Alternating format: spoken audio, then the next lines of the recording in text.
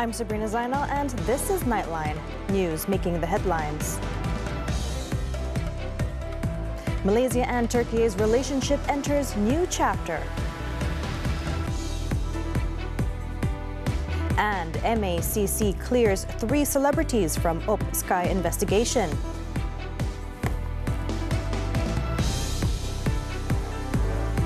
Good morning. We begin with this story. Thaipusam was celebrated on Tuesday in a vibrant and harmonious atmosphere, showcasing unity in diversity. Across the nation, more than 3 million Hindu devotees and visitors celebrated the occasion at various locations.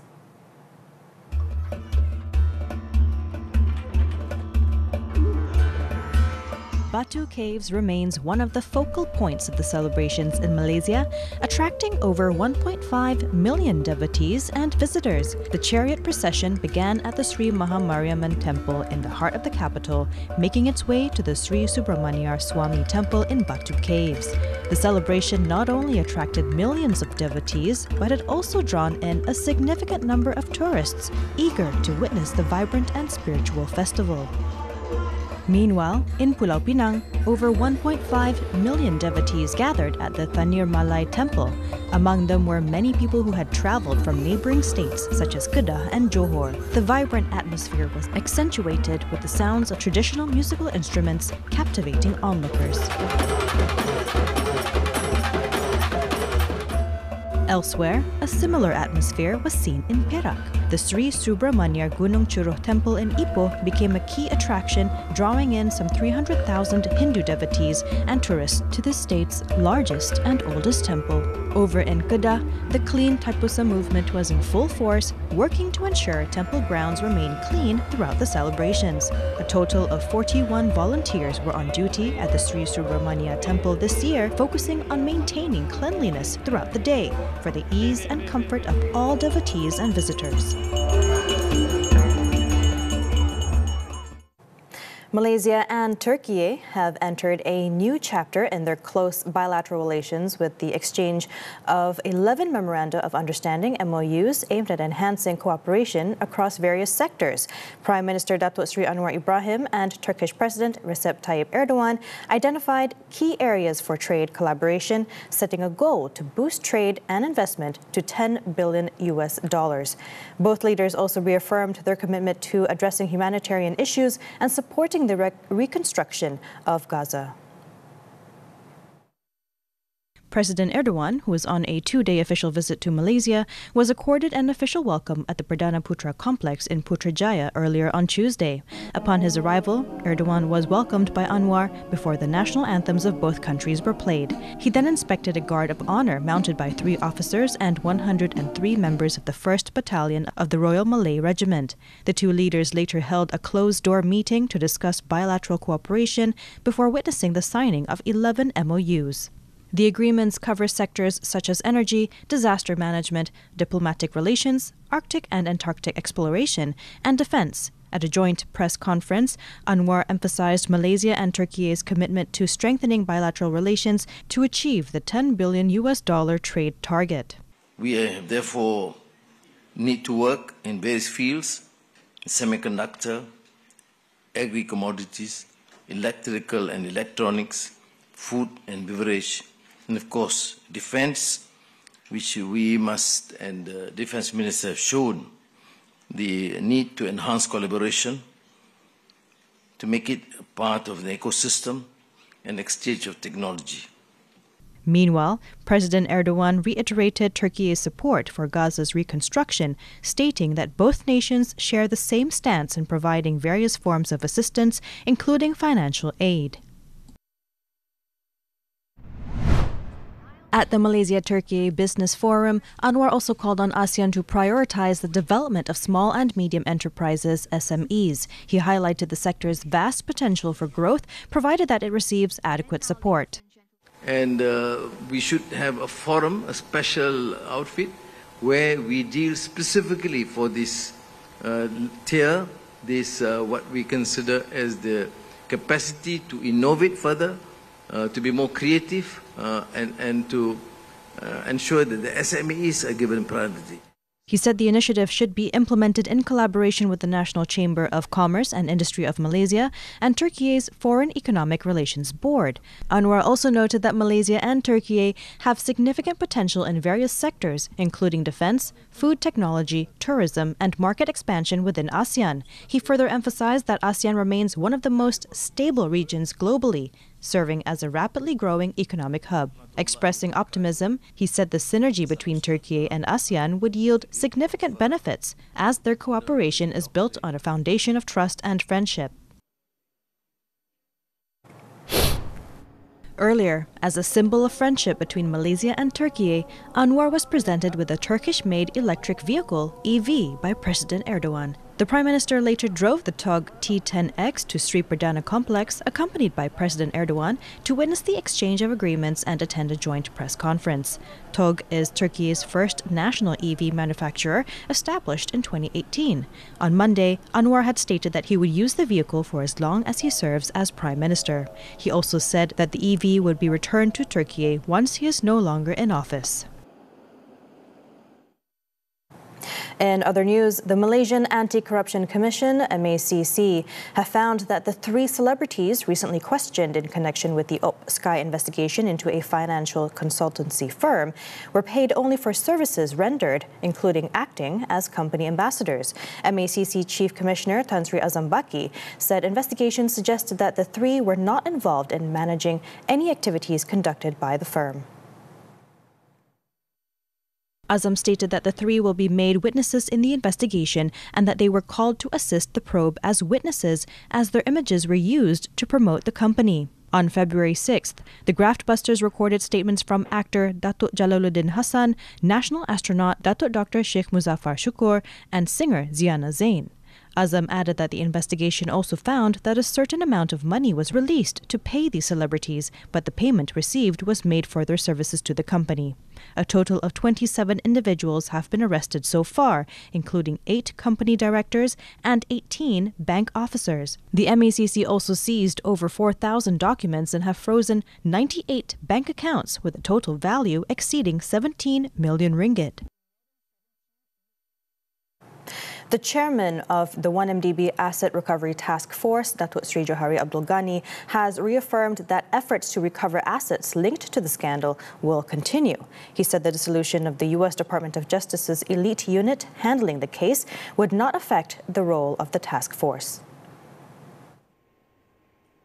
According to Johari, Malaysia remains committed to continuing its recovery work, not only in the US, but also in Switzerland, the UK, Hong Kong and Singapore. Di US ini, kita masih merasakan bahawa Goldman Sachs, dia buat penyelesaian dengan kita, dia masih lagi tidak bayar 1.4 bilion US. Perkara itu masih lagi dalam arbitration, jadi kita tunggulah keputusan. On February 7th, investigative journalist Bradley Hope revealed that the DOJ unit, which played a key role in probing the 1MDB scandal, had been ordered to disband. The closure of the Kleptocracy Asset Recovery Initiative and the Klepto Capture Task Force was announced by the U.S. Attorney General via an email sent a day before the revelation. On another matter, Malaysia's cocoa production needs to be increased with the participation of more industry players and small-scale farmers to meet the rising demand for the commodity. Johari, who is also the Plantation and Commodities Minister, revealed that Malaysia currently produces only 450 tons of cocoa beans annually, a stark contrast to the 300,000 tons produced 2 decades ago. Johari noted that Malaysia imports 500,000 tons of cocoa beans each year to meet local demand for processing and export, highlighting the sector's vast potential. Dan dianggarkan saiz market cocoa di negara kita ni mencecah 12 bilion. Jadi kita menjemput bukan sahaja pekebun-pekebun kecil, tapi kita minta syarikat-syarikat besar untuk terlibat dalam penanaman cocoa ini. Johari was speaking at the Malaysian Cocoa Board Excellence Appreciation Ceremony in Kota Kinabalu, Sabah on Monday night. He explained that around 20 years ago, many industry players and smallholders shifted to oil palm cultivation, leading to a drastic decline in cocoa farming. He also urged stakeholders to take advantage of the current high cocoa prices and re-enter the sector, which holds great economic potential.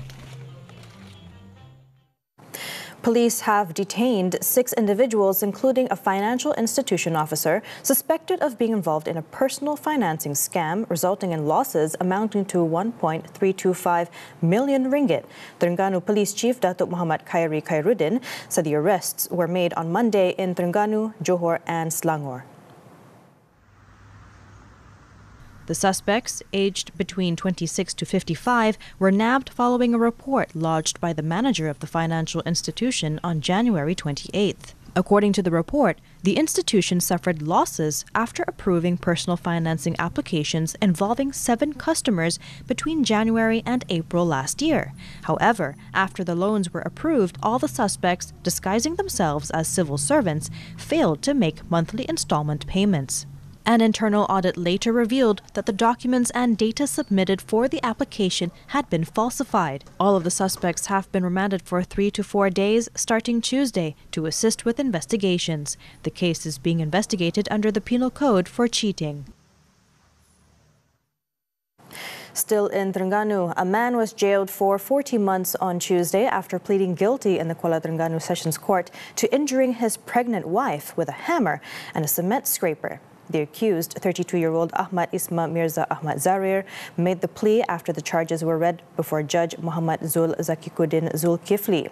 Ahmad Isma was accused of intentionally causing injury to his 30-year-old wife at a house in Taman Desa Baru in Kuala Terengganu at 11:30 p.m. on February 3rd. He was charged under the Penal Code for voluntarily causing hurt to his spouse.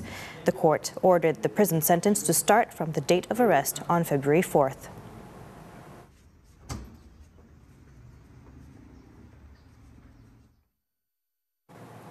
Now, a canteen worker who was caught on video hitting her daughter in front of a supermarket in Jejawi Perlis has been remanded for 6 days. The 38-year-old woman had been arrested in Mata Air on Monday after videos of the abuse went viral on social media.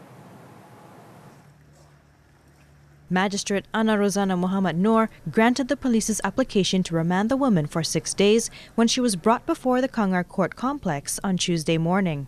Arau Police Chief Superintendent Ahmad Mohsin Matrudi said the incident is believed to have occurred at about 8 p.m. last Sunday. In the footage, the woman was seen yanking the child's hand before slapping her 3 times, including on the head. The assault led to the child falling and hitting her head on the edge of a bench, leaving her with a cut on her forehead. The victim suffered a bleeding wound on the right eyebrow and required 4 stitches. It is understood that the girl is now under the care of the State Welfare Department. In Selangor, a lorry driver had died after his vehicle skidded and overturned on the West Coast Expressway, heading towards the Shah Alam Expressway, Kesas, on Tuesday. The 33-year-old victim was pinned in the lorry for nearly 2 hours and was pronounced dead at the scene. Selangor Fire and Rescue Department Assistant Director of Operations Ahmad Mukhlis Mukhtar said 6 firefighters from the Andalas and Shah Alam Fire and Rescue Departments were dispatched to the scene after they received a distress call at 3:04 a.m. Initial reports suggested that the lorry skidded on its own before overturning, trapping the driver. Rescuers successfully freed the driver at 5:33 a.m. However, the victim later succumbed to his injuries and was pronounced dead by medical personnel. His body was handed over to the police for post-mortem.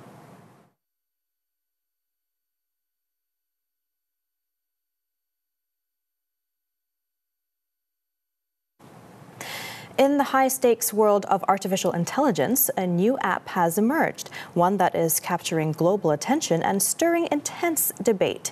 As curiosity and concern mount, one question lingers. Is this a breakthrough or a warning sign? Nightline's Nurin Razmin dives into the rise of DeepSeek, the technology behind it, and why it is now at the center of global debates over data and national security. Founded in 2023 by former Quantity hedge fund manager Liang Wenfeng, DeepSeek has now significantly disrupted the artificial intelligence market since its launch in late 2024.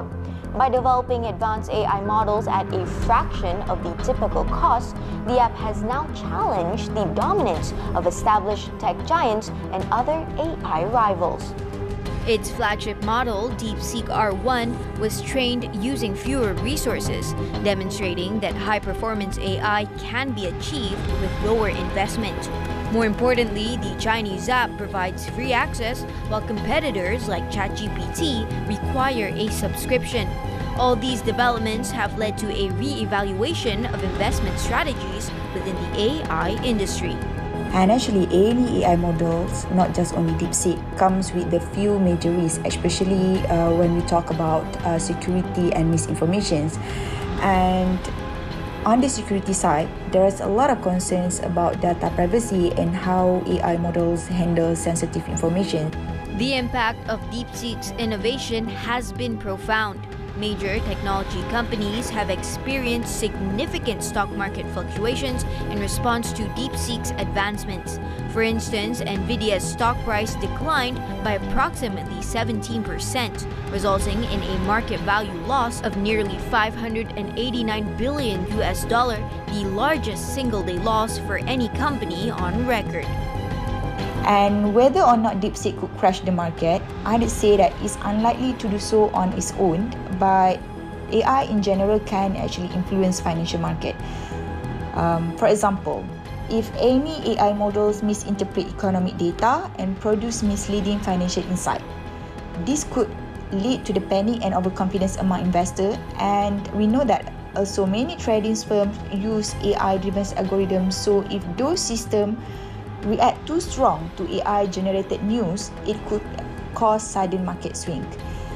That said, that market crash not usually caused by AI model, but it caused by mix of factors.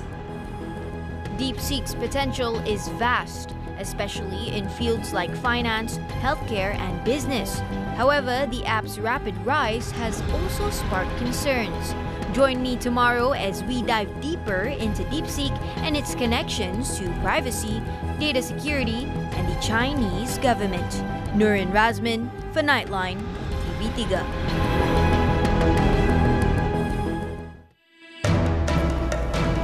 Important 3 points for JDT. Actions from the AFC Champions League elite after this breather.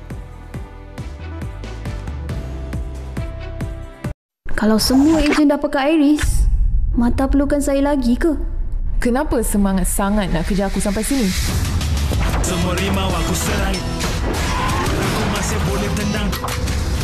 Kalau nampak jangan jengang, kalau kacau bendang kami nanti dengar gendang perang. Lepas lawan yang di sini, lawan yang sebelah. Kita jaga kita.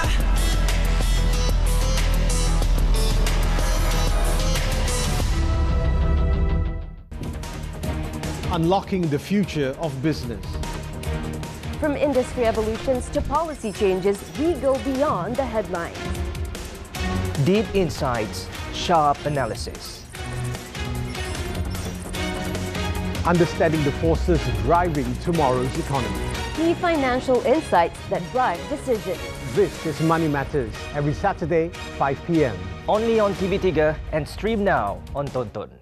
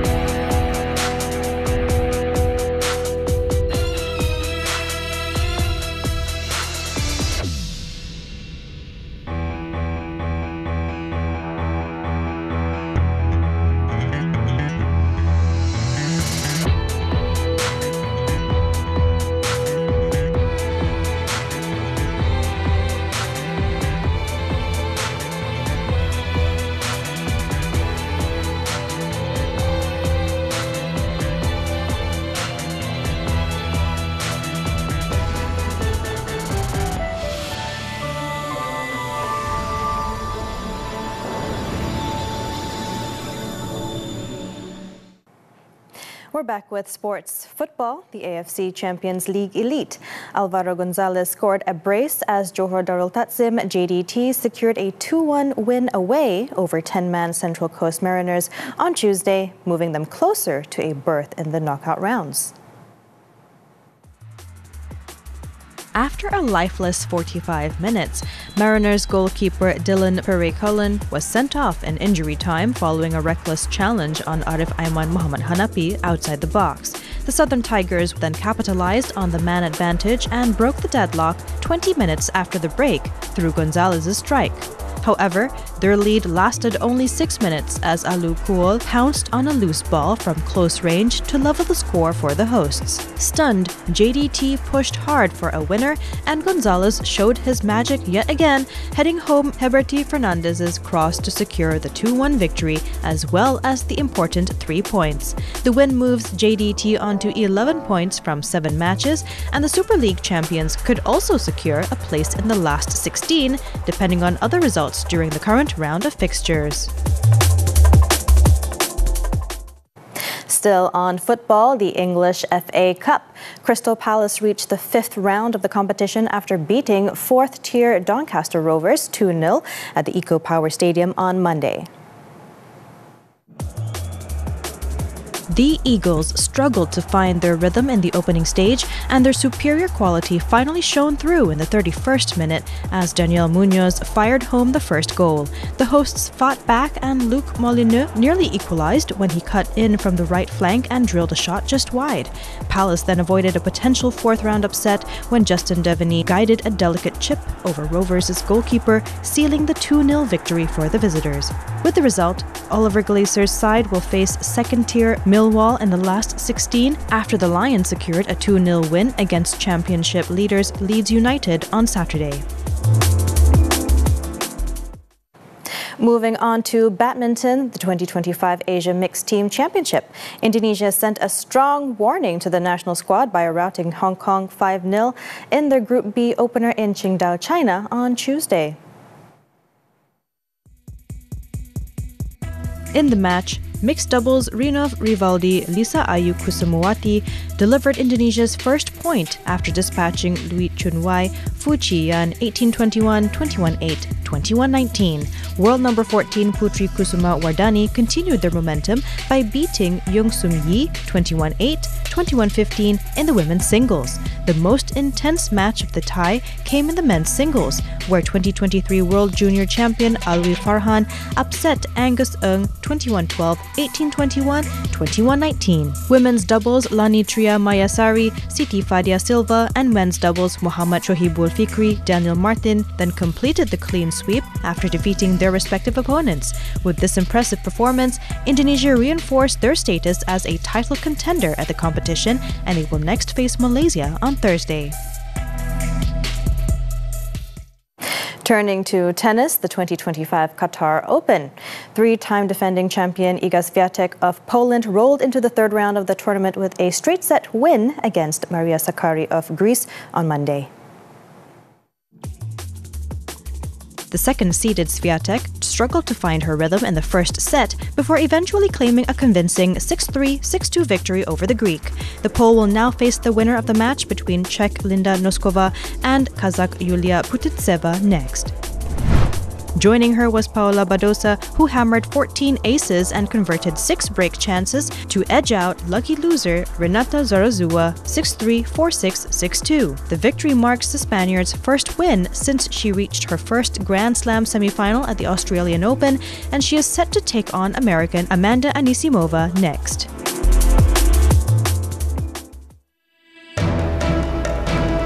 Hamas suspends release of Israeli hostages. The details when Nightline returns.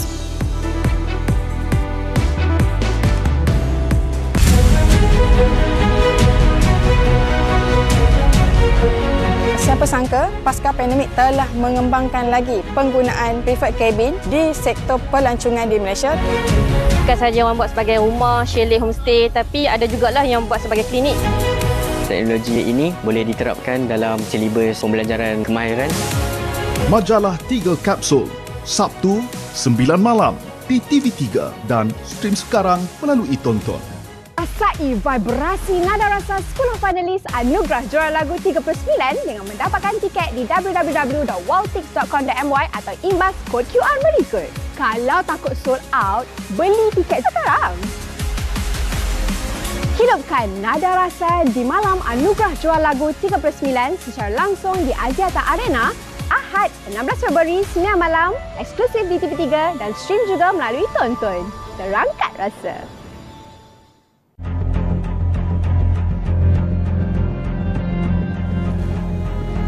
Lebih 300 bakal jemaah umrah mengalami kerugian hampir 2.1 juta ringgit apabila syarikat pengendali umrah didakwa menunda penerbangan mereka. Salah satu mangsa adalah mutawif. Mereka sendiri tak tahu, rupa-rupanya syarikat yang dah digulungkan. Ada syarikat travel agency, dia tak mampu nak menanggung. Dia bawa sekali rombongan banyak. Pemangsa rimba Afrika memburu tanpa henti siang dan malam. Walaupun cuaca ekstrim menguji ketahanan, mereka tetap berjuang. Dancer, a stranger. Saksikan Africa's Hunters musim kedua dan Chasing the Rains setiap Isnin dan Rabu 5 petang di TV3 dan stream sekarang melalui Tonton. On to the foreign front. Palestinian group Hamas said it is delaying the release of Israeli hostages indefinitely over the Zionist regime's violations of the ceasefire deal. Late on Monday, Hamas, however, said the door remains open for the next hostage prisoner exchange due to take place on Saturday. In a statement, the group said it had intentionally made this announcement 5 days before the scheduled prisoner handover, allowing mediators ample time to pressure Israel towards fulfilling its obligations. Mediators now fear a breakdown of the three-week-old ceasefire and have postponed talks until they receive a clear indication of Washington's intent to continue with a phased deal. Meanwhile, Israel's Security Cabinet has moved forward a meeting to discuss negotiations on the second phase, which had been set for Tuesday evening.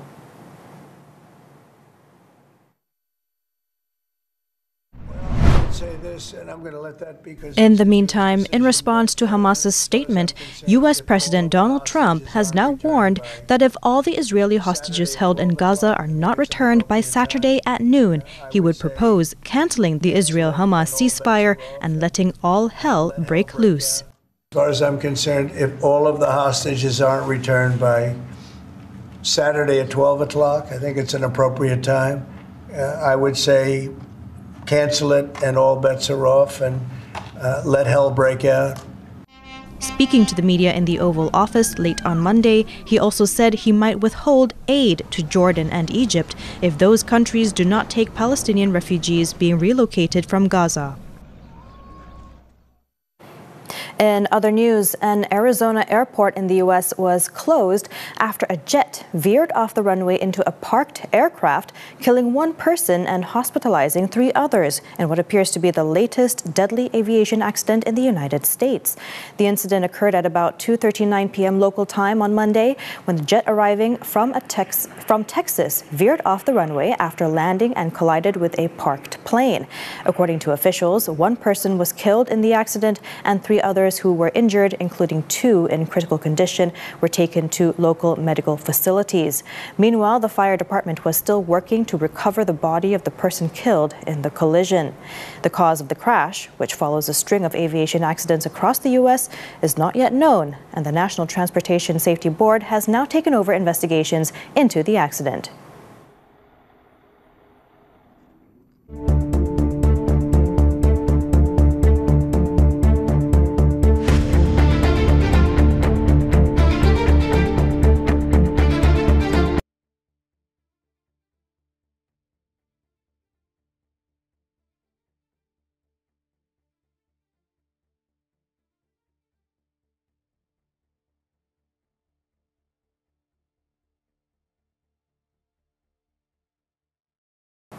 And that concludes Nightline this time around. Before we leave, let's take a look as the Thaipusam Festival drew millions of devotees to Batu Caves as families and friends not only gathered for ritual prayers, but to celebrate their strong bonds and vibrant traditions.